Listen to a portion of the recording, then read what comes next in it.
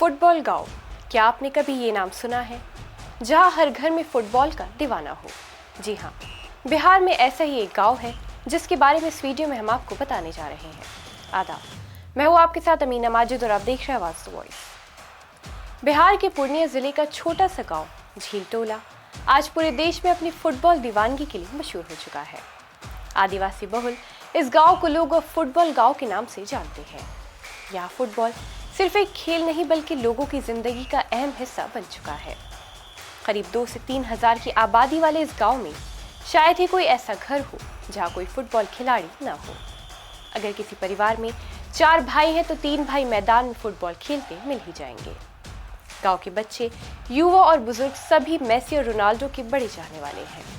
कई लोग उन्हें अपना आदर्श मानते हैं और उनकी तरह इंटरनेशनल लेवल पर खेलने का सपना देखते हैं।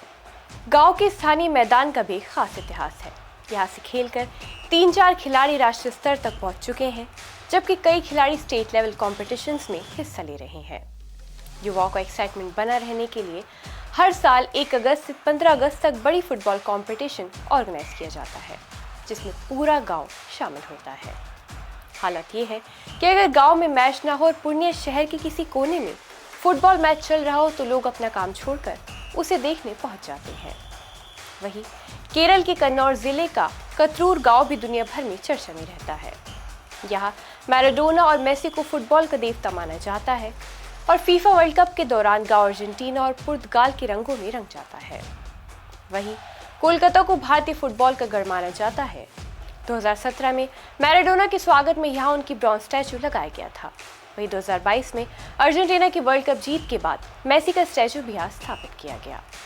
गांव में रोनाल्डो की विशाल ब्रॉन्ज स्टैचू युवाओं को प्रेरित करती है, जबकि सुनील छेत्री भारतीय फुटबॉल के सबसे सम्मानित चेहरों में यहाँ गिने जाते हैं। बिहार, केरल, पश्चिम बंगाल और गांव की ये कहानियां दिखाती हैं कि भारत में फुटबॉल सिर्फ खेल नहीं बल्कि लोगों की भावनाओं, सपनों और जुनून का हिस्सा बन चुका है।